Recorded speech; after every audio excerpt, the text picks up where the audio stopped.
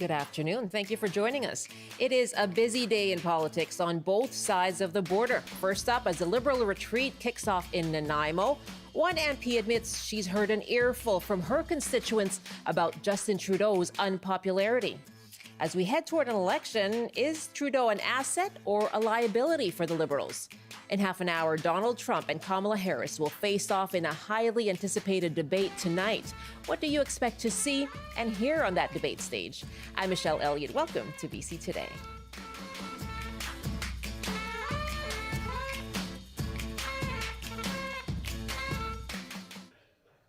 Prime Minister Justin Trudeau spent the summer meeting Liberal MPs one-on-one or in small groups after the loss of what was expected to be a safe Toronto-St. Paul's riding in a by-election. But today he will face his caucus as a whole in Nanaimo at their summer caucus retreat. And one of the burning questions for many is his continued leadership as the party's popularity continues to fall in the polls. We are asking you right now, is Trudeau an asset or a liability to the Liberals' election chances? You can call us 1-800-825-5950, 604-669-3733. You can also just hit pound 690 on your cell phone, or you can email us bctoday@cbc.ca. Well, yesterday, Quebec Liberal MP Alexandra Mendez was in Nanaimo, and she spoke to Power and Politics on CBC.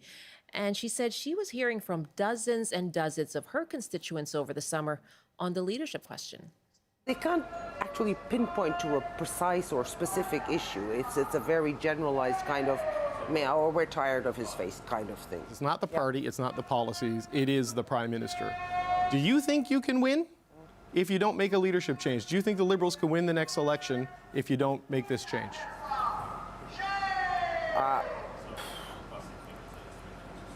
I'm not confident, to be very, very fair.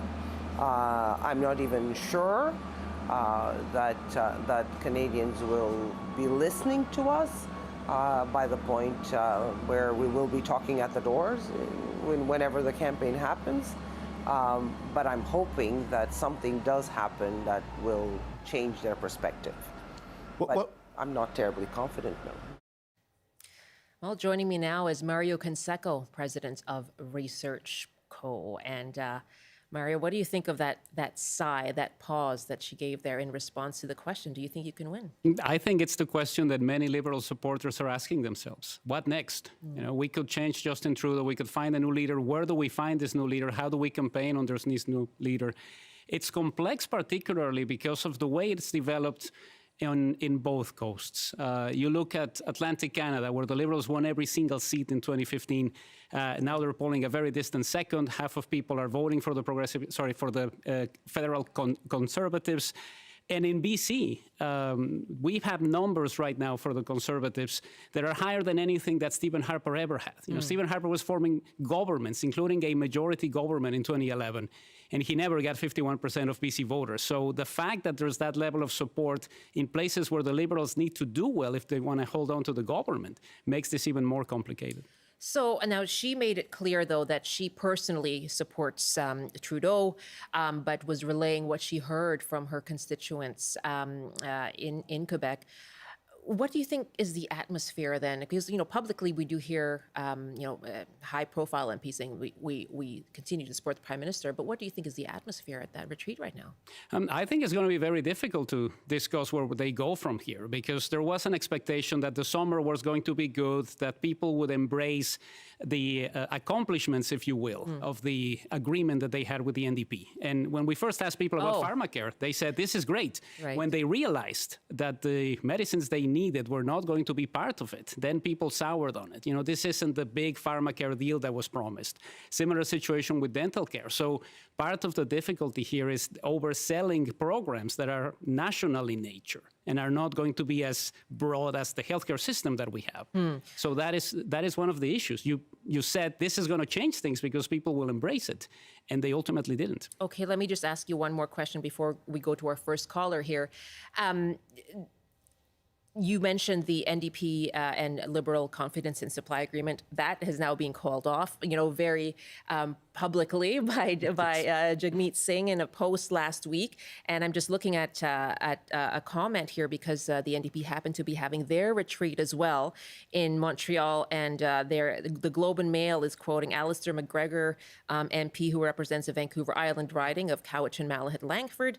And he's quoted in this article as saying, in my neck of the woods, I think it's fair to say that my folks are pretty happy that we've put some distance between us and the Liberals. Justin Trudeau's name is very radioactive in my part of the country. Was that what precipitated perhaps the tearing up of that agreement, this need to put some distance between the two parties? I think it's important for them because they started to see their levels dropping. I think part of what we found at the end of the summer was the numbers for Jagmeet Singh personally dropping below 50% for the first time in the year, and the NDP dropping to 17%. So do you want to hold on to a Liberal supposed coalition that isn't really helping you out? And this is part of the complexity of these deals. If things go great, then the Liberals climb in the polls, 35, 37%. The NDP gets nothing. If things go badly, it's better to walk away. How much of this, the unpopularity, I mean, is it possible to say it's also because, you have an opponent, an opposition leader in Pierre Poilievre who has been making it a lot about Justin Trudeau? I think that is part of what is essentially precipitating all of these discussions. What we've seen from a data standpoint is the abandonment of the Liberal parties from middle-aged Canadians. People aged 35 to 54 who voted in 2015 for the promise of greener days under Justin Trudeau, now becoming very disenchanted with the healthcare system that they're living through because they have to deal with it through their aging parents or their young children, really upset about how much everything has grown as far as how expensive life is essentially becoming in some parts of the country. So this is the group that Trudeau needs to court, and it's not happening right now. Let's take your calls. We're asking you, as the Liberals start and kick off their caucus retreat in Nanaimo, we have heard from one MP, a Quebecois MP, who has said, I'm hearing from dozens and dozens of my constituents about the unpopularity of Justin Trudeau. So we're asking you, is Trudeau now a liability or an asset to his party's election chances? 1-800-825-5950, 604-669-3733, pound 690 on your cell phone. And Chris is on the line in Cranbrook. Hi, Chris. Hey, how you doing? I am doing just fine. Thanks for calling in. Okay. One-word answer about Justin Trudeau being a liability to the Liberal Party. Yes. Yes. Okay. Yes to what? Okay. That's it. That's it. Yes. Because, well, when COVID was going on, he looked like a prince. He was helping Canadians. Okay? But the way he tried to get the money back, like especially for small businesses, right? From the from the CERB, yeah, the CERB. For the okay, it just didn't sit right the way that they were doing it. And then he bought during that, he bought a $4 billion pipeline that's 60 years old. Okay, and this would be.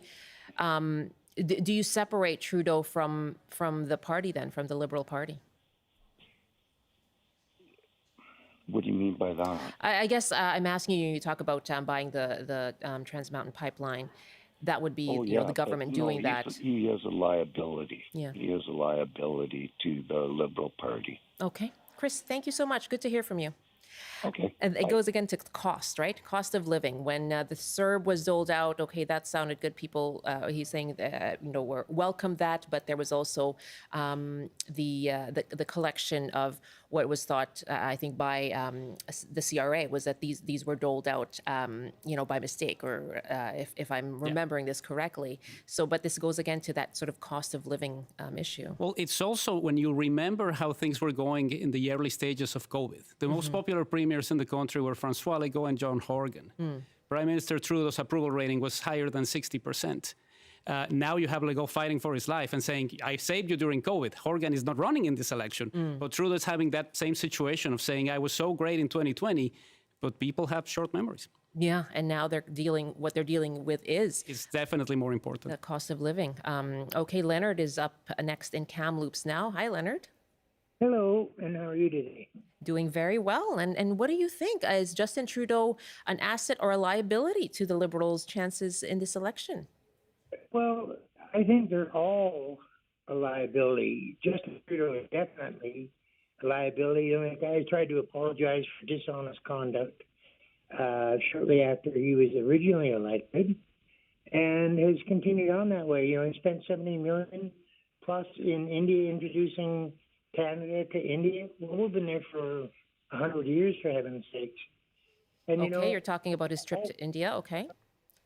And I'm a senior. I'm 80 years old, and interestingly enough, he hasn't given a cent to seniors until he's in this jam right now, where he's extended a few morsels. But people were getting during the COVID like up to $12,000 in payments, and I applied for it, and I was told I don't qualify. I'm too old. Where does this guy grow up? I was. I knew his father and I knew his brother that's passed, God bless. But interestingly enough, he is not like any of his family. Like I say, that was known. My family was very strong Liberal. I never have been. But even my family are not going to vote for him anymore. No, okay. And so there is that mix of personal perceptions as well, isn't there, Leonard? Yes, Yeah. there is. He is not who he pretends to be. I think blackface, whiteface, that episode that took place here a few years ago, I think that actually truly describes who the man is. He is not what you're looking at. Okay, Leonard, thank you very much for the call from Kamloops. This is the controversy over photos of Prime Minister Trudeau that had surfaced with him using blackface and brownface, and he apologized for them. But it is an issue that comes up now and again, isn't it? And also, when you look back at other things that happened during his watch, I think there was an expectation that the SNC-Lavalin situation could have toppled the government, and it'll live forever in a Simpsons episode. But we haven't talked about the SNC-Lavalin in a long time, so there's more things that have to do with this. And part of what happens, we see this all the time when we do public opinion research. You can fixate on something that you really don't like about somebody, but if everything else isn't going well, you're less likely to say, "I will give that person another chance." The Simpsons. I'm just reading a book about how they seem to have predicted everything in 1 or 2 episodes. That's a funny reference. Let's take another call here with Mario Canseco of Research Co. and asking you, what do you think in light of the tension over Justin Trudeau's leadership and this comment from a Quebec MP saying, I'm hearing from a lot of my constituents that they just don't like him anymore. Nothing is specific is what she said, but just generally. And so we're asking you, is Trudeau an asset or a liability to his party's election chances? Our numbers again, 1-800-825-5950, 604-669-3733. You can hit pound 690 on your cell phone. Interesting here that we have an email from William who writes, I personally do not believe there is anybody even remotely able to take over for Justin Trudeau. I do not see the NDP breaking the deal as bringing about an election anytime soon for many reasons. There's a lot of time between now and the summer of 2025 to enjoy a healthier economy, certainly helped along with the introduction of Mark Carney. Okay, so that's an interesting point, bringing up Mark Carney, who's just been introduced and has just spoken today in front of the caucus, and he's just been appointed to a committee, an economic committee. And so a lot of talk around Mark Carney right over the last year. But what are your thoughts on this choice and what they're trying to do with this appointment? I think it's right that they have a larger runway if the election ultimately happens in late 2025. It's not in the best interest of anybody right now to try to trigger an election. We would be campaigning during the holidays. The earliest opportunity would be essentially toppling the budget when it comes around in February or March, depending on whether they do it at the time. But there's an opportunity to do something on the economic front that can appeal to the business community, to say to them, look, you don't really need to change horses. We don't really know what Pierre Poilievre is about. It's clear that they're doing better. I think one of the major changes in the past couple of years has been the 18 to 34 demographic, really welcoming the Conservatives, both federally and in the case of some specific provinces. So there's something about the messaging that the Conservatives are using, whether you like their policies or not, that is clearly connecting with young Canadians. Demographics there as well. Let's go to Martha in Vancouver now. But we heard from a senior earlier who said, I was not able to apply for CERB. I was turned down and I don't see anything that's been in there for me. Martha in Vancouver, go ahead. What are your thoughts? Well, I think that I think the pendulum is going to swing. It feels like that, and it does every 10 years or so. But I'm going to say that I thank the Prime Minister and the government for getting us through the pandemic. That was a lot to take on very quickly, and they rolled out programs and they kept us informed, and I'm very thankful for that. I thought that was, it showed what government can do quickly when it needs to in an emergency. So the other thing is that I think what I want to say is I have a cautionary tale for everyone who's going to vote Conservative. You don't know what the policies are. I find the leader to be disgustingly divisive. He does not represent me and the good values of Canada. He's just, I teach kindergarten children. They behave better than this person who's name-calling everything you don't want a person to be, this person is doing. And so I'm very upset about that if that's the way it's going in Canada. And be careful what you vote for. I predict the same people that are putting down the current government in a year from now will be crying about the same issues, except they'll have a different leader who will cut programs that we have now that we are benefiting from, especially people who don't have the means to go to the dentist. Dental health is huge. And I think parties working together like the Liberal-NDP agreement was good for Canadians. And we saw that in BC with the Greens and the NDP, and we saw it in Ontario in the 80s with the NDP and the Liberals. That was very good progressive time. Canadians want their problems solved. I'd like to see politicians working together instead of trashing each other. Looking at the policies as well and the personalities. Martha, thank you for the call from Vancouver. Now, we've talked about the polling when it comes to the parties. What about the leaders, Mario? Yeah, there's been a drop for Justin Trudeau, but we still have a third of people who say that he's doing a good job. It's lower, of course, than what we saw during the COVID-19 pandemic. It's hard to sustain that momentum and to keep that type of number. But ultimately, I think it's also about the way in which they can rejig this, whether it is with Justin Trudeau as leader, whether it is with somebody else. There's been other examples in Canadian politics of a new leader coming in and really connecting well. We look at the early stages of Kim Campbell in '93. Everybody was very happy with the way things were going. They saw her as a better alternative to Brian Mulroney. But the campaign unraveled, and campaigns have a funny way of changing the minds of Canadians. I think that's also important to factor into this. If we go back to 2015, the Liberals started a very distant third place and had a majority at the end of it. Ben is up next in Fort St. John, our last caller today. Hi, Ben. Hi. Yeah, go ahead. What do you think? Is Trudeau an asset or liability to his party right now? Well, I think at this point, if you're looking at the overall picture of winning the next federal election, he's definitely a liability. But love him or hate him, he's probably the guy to take them into the election and probably has the best chance of holding the Conservative victory to at least a minority. And I think that the Liberals and the NDP really have to start focusing on that rather than trying to win the next election, because I think that horse left the barn a little while ago. But if the Conservatives come in with a majority in the next election, it's going to be 4.5 years in the political wilderness for the Liberals and the NDP. They will not be able to put forward any type of ideas whatsoever. How much time is needed?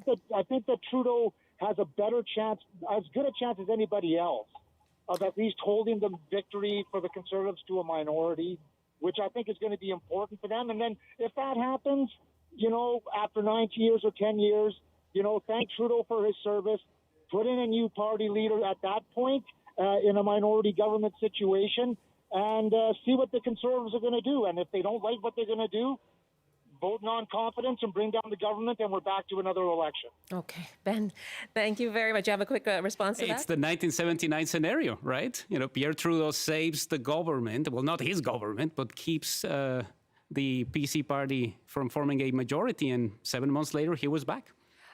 One last email here from Douglas, who writes, I saw 4 flags on my morning commute that said F. Trudeau. No sign saying anything about the Liberals. It seems obvious that Justin Trudeau has outlived the political patience of a large portion of Canadians. A lot of talk about time, 9 years, of course, as government, and how much time is left between now and when that election happens. So those are things to watch for. Mario, really good to hear from you. What a range of callers today. So glad to have you responding to them today. It's my pleasure. Great to be here with you, Michelle. Mario Canseco is president of Research Co. It is just about 12:27 now Pacific time.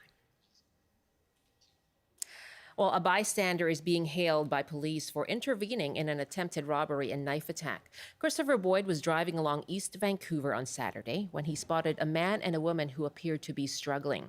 Boyd jumped out and flagged down 2 other drivers to help. The woman was taken to hospital with non-life-threatening injuries.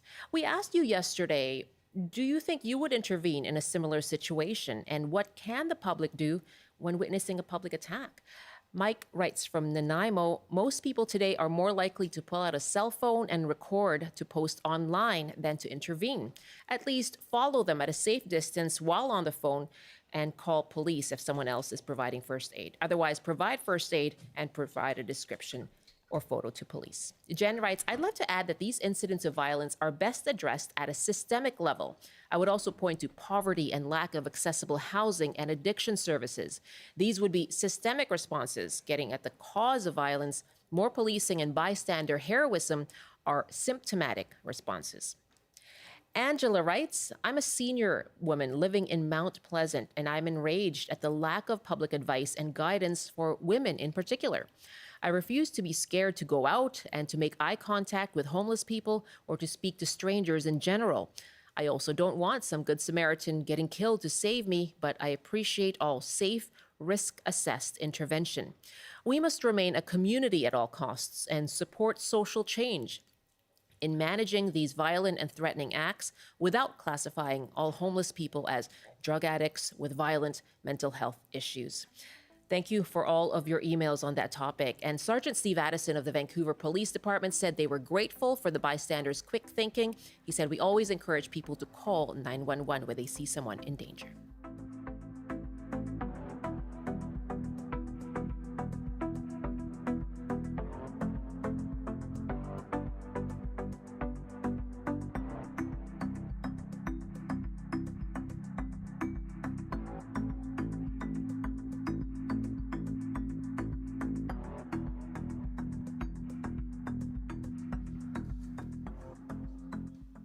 Thanks for joining us on BC Today here on CBC. We are live on Radio 1 and CBC Television, as well live streaming on our website, cbc.ca/BC. You can use the CBC News app, or you can watch us on YouTube. Just search for CBC Vancouver.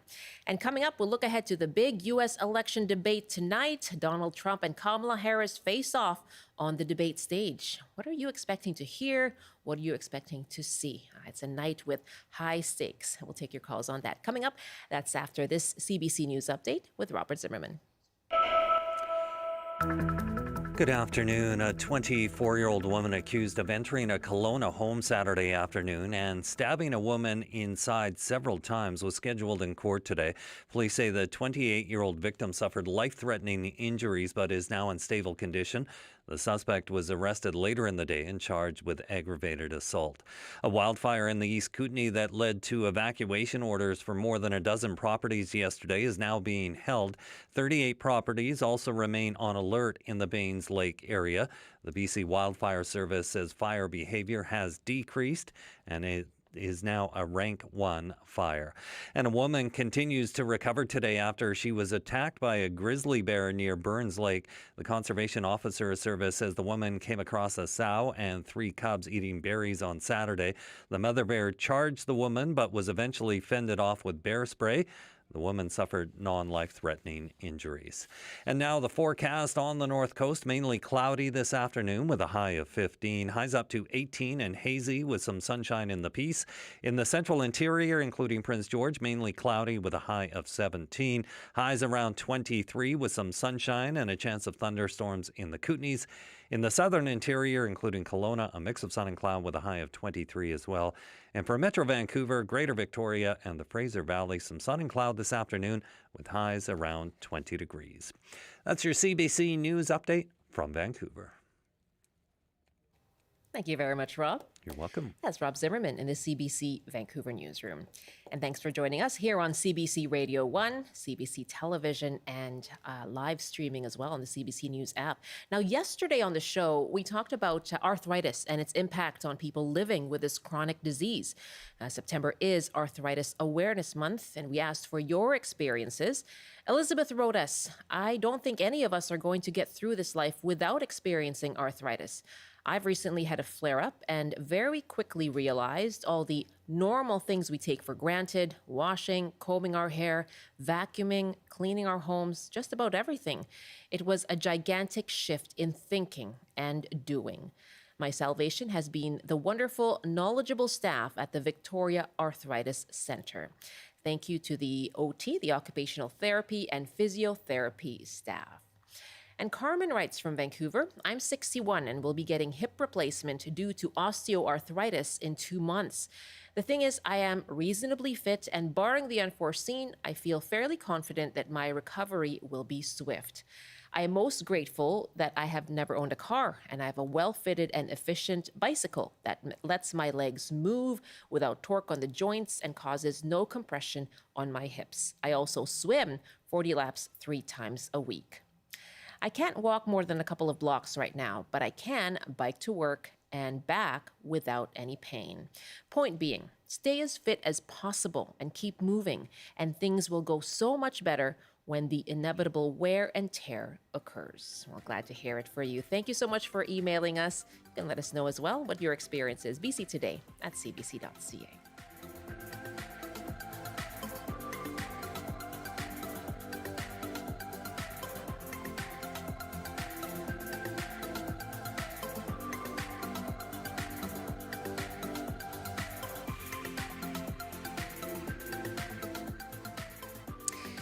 It is U.S. election debate night, and tonight you can join CBC News chief correspondent Adrienne Arsenault live for the simulcast of the ABC News presidential debate in Philadelphia.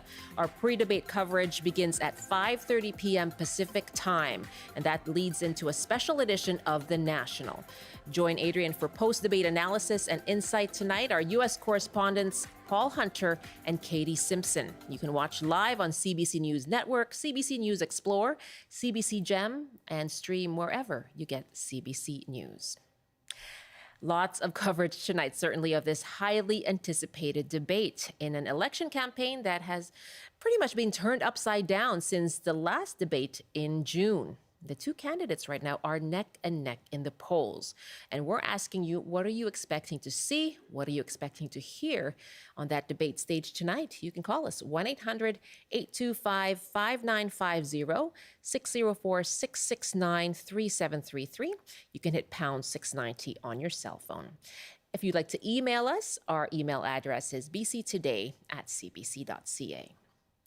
Joining me now is Aaron Ettinger, political science professor at Carleton University in Ottawa. Good afternoon. Thanks for being here. Thank you so much. Less than 2 months, actually, until Election Day in the United States. And this may be the only debate between Trump and Harris. What's at stake tonight? I'm not entirely sure that there's a whole lot at stake, quite frankly. And that might seem a little bit counterintuitive because we've been promoting this as a big event, as a big introduction of Kamala Harris and all of that kind of stuff. But I think what we've seen since Kamala Harris entered the race is that not a whole lot can actually move the needle in the United States. Like just cast your mind back about a month and a half ago, right? Donald Trump got shot in the ear. He introduced his new running mate at the Republican National Convention. He got this seemingly huge burst of attention, but the polls barely budged. Then about a week later, as we all know, Joe Biden withdrew from the race, enter Kamala Harris, and she got a nice big bump. But, a month and a half after that, the polls show them neck and neck in the same way that Biden and Trump were basically neck and neck 3, 4, 5, 6 months past. So I'm not entirely sure that anything really is at stake other than, some really good entertainment, political entertainment. For at least for me in the Eastern time zone, it's going to keep me up before I try to go to bed. Yeah, right. So it's a bring out the popcorn kind of night, but whether it's significant in its impact is not quite to be expected. Yeah, obviously, I'm maybe, exaggerating a little bit here. There are some things that we need to look forward to, things that are significant and consequential in American political life and for Canadians and for the world writ large. We are looking to see who is going to be the next president of the United States, and that matters a great deal. But given just how the news cycles have played out in this 2024 election, I'm not entirely convinced that we're going to remember any of this come next week. Things, of course, can change, right? If something out of the ordinary takes place. But, I'm very bad at making predictions, so I try not to make too many predictions if I end up wrong. But on this occasion, boy, I'm watching closely, but I'm not entirely sure things are going to matter a whole lot 48 hours from now. I see your point, though, and given just how close, how close we are to the vote, whether this does move the needle is going to be a question I'm sure that everyone will be watching for. Now, it's interesting you were talking about the importance, the significance, and the import of who does assume the role of President of the United States. For Canadians watching, what do you think they're looking for? You do specialize in U.S. foreign policy. Canadians should be watching for especially how the two candidates are going to engage with international affairs. The Canadian-U.S. context, our relationship is dominated by this, this relationship of asymmetry, as we say in political science, where Canada is highly sensitive and dependent upon what goes on in the United States. And in the Canadian context, most people are most concerned with trade and economics. So how Trump or Harris deal with North American trade is going to be of the greatest consequence to most Canadian lives. Now, we already have a very good sense of what Donald Trump is going to do, right? He calls himself the tariff man. He's going to slap tariffs on Canada and Britain and any other country that seems to draw his ire, which is no good for Canada, as we can recall back in 2018, 2019, when there were steel and aluminum tariffs. He also, to his, credit, I suppose we can say, negotiated the latest, the NAFTA 2.0, the USMCA agreement. However, that comes up for renegotiation in 2026, 2 years into the next president's term. That could really turn Canada-US trade relations on its head. On the other hand, Kamala Harris is coming from the Biden wing of the Democratic Party, which is very status quo oriented. She's interested in open trade relations with rules attached to it, which is probably going to be much more stable for Canada-US relations than would a Trump presidency. So Canadians should be looking out for how the trade relationship is discussed in the debates. Okay. My guest is Aaron Ettinger, who's a political science professor at Carleton University. Very good to have you with us. And we are asking our audience to weigh in as well. Let us know, what are you expecting to hear and to see at tonight's U.S. election debate? And what are you expecting to hear from Donald Trump and Kamala Harris? Our numbers are 1-800-825-5950, 604-669-3733, and you can hit pound 690 on your cell phone. Our email, bctoday@cbc.ca. And we'll touch on some more of the topics, Aaron, but I think it's probably no secret that there's this personal animosity between the two candidates. Kamala Harris a little while ago said at a rally, she described Donald Trump as an unserious candidate.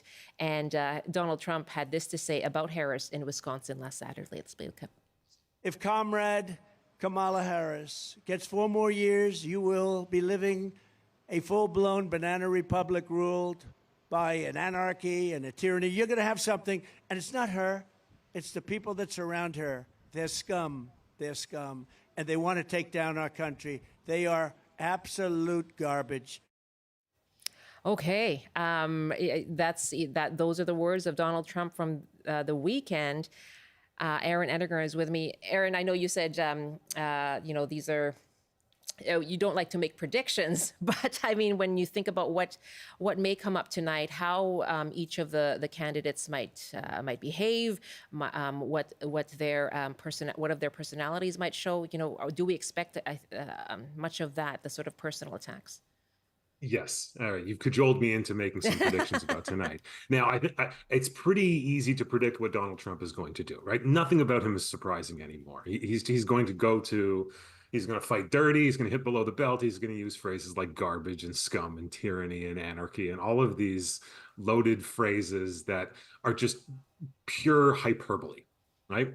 From an analytical point of view, from a common sense point of view, these kinds of phrases are no longer meaningful when they come out of his mouth.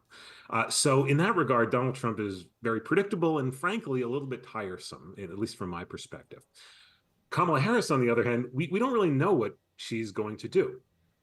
She's still relatively new to the general American public. Yes, she was introduced on the big stage about a month and a half ago or so, but we really don't necessarily know her personality. And this is going to be the first real kind of adversarial live event that lots and lots of people are going to be watching, and how she handles herself in that adversarial context is going to be really interesting. And I think I'm looking forward to seeing which version of Kamala Harris shows up. Is it the affable, memeable, she's fun, she laughs, she dances, that kind of personality? Or is it like the stone cold prosecutor that we have seen in previous events, like her vice presidential debate with Mike Pence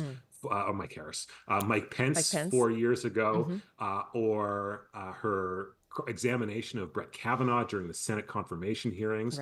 Right? She can prove herself to be a very, very tough customer and very direct in ways that none of Trump's opponents over the last 9 years have been.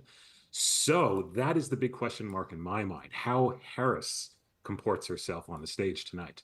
Now you're taking us back to Ontario with a Mike Harris reference. Let's take a call now, asking you what you're watching for, what you expect to hear or see at tonight's U.S. election debate. Our numbers again, 1-800-825-5950, 604-669-3733. Corinne joins us now from Kamloops. Hi, Corinne, welcome. Oh, hello. Hi, what are you expecting? Well, I'm hoping that Kamala will beat him in such a way that he's horribly humiliated. That's what I hope to see tonight. Okay, and what makes you so interested in what happens tonight? Well, I'm not really sure. I do not like Donald Trump at all. In fact, there's different times I won't even go into the States. When he was president, I stayed out of there. He's just a horrible person. That's what I come away with, a horrible, horrible person. And what, I don't want to put you on a spot here, but what strategy do you hope Kamala takes in your hopes that she beats him? Well, it makes me wonder why the people that are, commentating during the debate, why they don't fact check him immediately instead of later. Oh, he lied 33 times. Why don't they just right then and there say, no, Donnie, you're wrong? I just don't understand that. So that's a good question, Corinne. Thank you very much for raising that. You take care in Kamloops, okay? That's actually something I wanted to ask you about, because we'll talk about the rules as well for tonight's debate, Aaron. During the June debate between Biden and Trump, there was criticism of the two U.S. journalists, Dana Bash and Jake Tapper, that they didn't ask follow-up questions. They didn't ask Donald Trump specifically to clarify his responses or fact-check him. So what do you think that might be the impact for tonight then? Well, Donald Trump has shown the remarkable ability to blast through everything like a steamroller. right? Even if they did try to fact check him or challenge him on some of the empirical foundations of what he's saying, right, he's just going to blow right through the stop sign. Right? It's very difficult. And in an ideal world, candidates would respond to those kinds of correctives by changing their opinion or shifting to a more reasonable position. But that's just not what Donald Trump does. Fact checking doesn't matter to him because facts don't matter to him. And as we've seen, the facts don't really matter to many of his supporters. So, as much as I agree with the caller regarding fact checking, that's just not the world that we're living in. And try as they might, the networks are in a losing position when they try to impose some, rules of discipline and logic on Donald Trump. And frankly, for Kamala Harris or Joe Biden, right? Biden made some oddball statements about 2 months ago and they tried to fact check him. And it's just easy for the candidate to keep going and not look back, because that makes you look wrong in the eyes of the viewing public. Let's go through some of the rules. In fact, let's just listen here to an explanation of those rules. They may get under each other's skin throughout the debate. It could get a little bit more nasty, like some of our previous debates, but the rules in the debate tonight really restrict some of that. There's no live audience, no one for them to play to get adulation. They have to stand behind their podiums. They can't ask each other questions. Their microphones are muted when it's not their turn to talk. So some of the things we saw previously, we likely won't see tonight. Most famously, when Trump debated Hillary Clinton in 2016, he kind of circled her around on the stage as she was asking questions from the audience. So this will be an entirely new dynamic, and Trump just had a debate with these same rules in June. So given that closer proximity and his experience, this will be his 7th presidential debate. He probably enters tonight with a little bit of an edge in that regard. Okay, so what do you think of the rules and what difference they may make? I think the rules affect each candidate differently. The muted microphone, everybody thought would be beneficial to Joe Biden back in June or whenever their debate was. But in fact, it worked against him, because cast your mind back 4 years when Donald Trump consistently interrupted him. That worked quite against Donald Trump, because it made him look like a jerk and a bully and a guy who interrupts people and someone you don't really like. So the microphone imposed a level of discipline and rigor on Trump that was, unexpectedly beneficial to him about 2 months ago. The no live audience works against Donald Trump, because he gets a whole lot of pop from the crowd when he drops his one-liners, as we saw back in 2020. Being behind the podium, addressing the moderators, the absence of those two, I think, would work to Kamala Harris's advantage, because it allows her to ignore him. Right? She has been ignoring him to a considerable degree over the last month or so, which has seemingly kind of driven Donald Trump a little bit batty. He's now using all sorts of, increasingly hyperbolic language to describe her, probably because he doesn't know how to hold her down, or how to pin her down on anything. So he's reaching for all sorts of oddball insults that I don't know if they make sense or not. But anyway, the point is that the formal style, I think, would benefit, a prosecutor and a senator in ways that will disadvantage Donald Trump, who is much more freewheeling. Interesting you talk about Kamala Harris tending to ignore Trump. I know she was asked in that interview about his comments regarding her race, and she just said moving on. But we have a comment from Brandy in Horsefly, who actually wants to touch a little bit on Kamala Harris's strategy when it comes to Trump. Hi, Brandy. Hello. Hi, go ahead. What are your thoughts? What are you hoping for, expecting to hear tonight? Well, I'm just feeling that Kamala Harris is an intelligent woman, and I'd like her to stick with the facts and what she's proposing to present to the American people, because it will affect Canada, I'm sure, in the long run. And I would like her not to comment on Donald Trump. I think she can be there listening to what he says, but ignoring him and not get into a tit-for-tat with him. She's smarter than that, and I hope that she stays away from mentioning anything about him, because I think that takes the attention away from her. I would like her to stick to her guns and leave Trump, let him do his thing, but don't get him engrossed with what he's saying. Okay.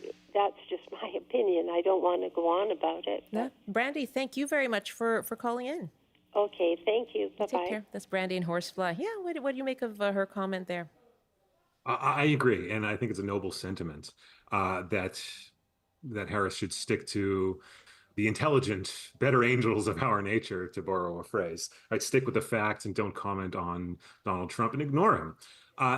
I think I would like to see that, and it reminds me of that old George Carlin line about never arguing with a fool because they'll only drag you down to their level and beat you with experience. Right? You're not going to beat Donald Trump by fighting dirty because he's just going to fight dirtier.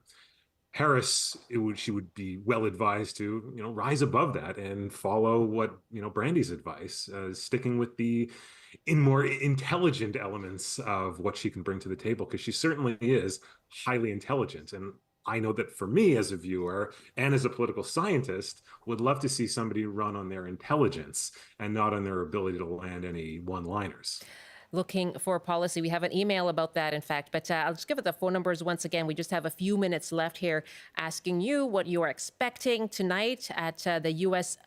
Presidential election debate. You can call us now, 1-800-825-5950, 604-669-3733. Joanne wrote us an email.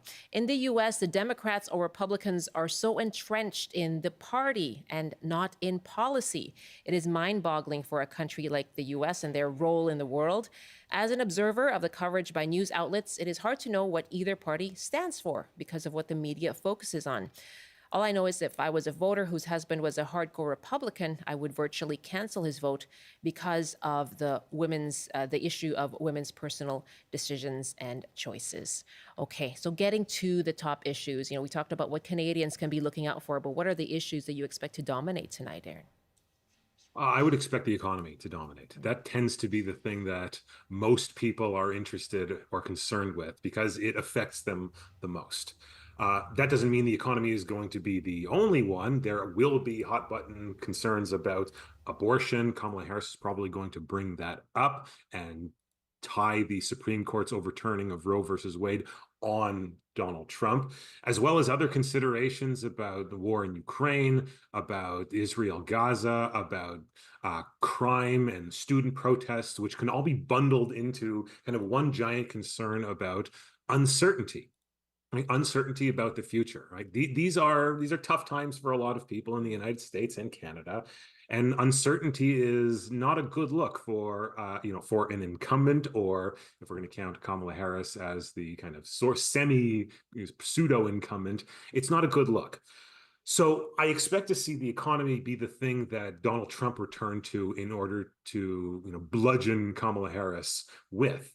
She will likely try to say that, in fact, the American economy has bounced back considerably since Donald Trump's last day in office, way back in January of 2021. Whether or not this resonates with people is a whole other story, right? People, generally speaking, make their assessments about the economy based on how their household is doing, how much they had to spend at the gas station or at the grocery store that day. These macroeconomic indicators are far removed from their lived experience. So in that regard, the economy is going to be number one. All of these other factors may play into a broader sense of uncertainty about the future of the United States. And we will certainly be watching tonight what takes place. Aaron Ettinger, very good to speak with you this afternoon. Thank you so much. Thank you very much for your time. Aaron Ettinger is political science professor at Carleton University in Ottawa. And you can join CBC News chief correspondent Adrienne Arsenault tonight for the simulcast of the ABC News presidential debate in Philadelphia. Our pre-debate coverage begins at 5:30 p.m. Pacific, leading into a special edition of The National. Watch live on CBC News Network. You can stream wherever you get CBC News.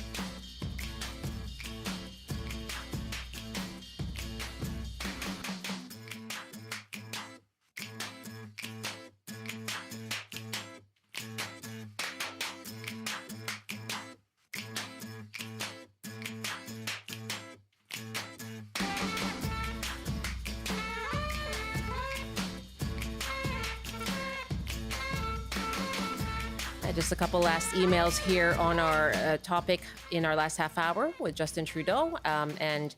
We have an email from Terry who writes, this election is going to be about picking the least worst alternative. But what shocks me is how many Canadians are falling for Mr. Poilievre's Trump-like talk, name-calling and distortion.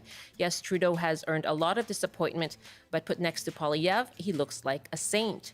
Norman writes, I've never been a fan of Justin Trudeau, but I feel that especially in this era of social media and ever-shortening attention spans, he's simply past his staledate. He must go, and even then, it's hard to imagine a new leader being able to dig themselves and their party out of the hole they're in. Not at least in time for the election in 2025. Trudeau is most definitely not responsible for the high cost of living. Inflation of consumer goods is global. My only criticism of his handling of the truckers' insurrection was not moving fast enough. Thank you for your emails. You can keep sending them in, bctoday@cbc.ca. Thanks for joining us.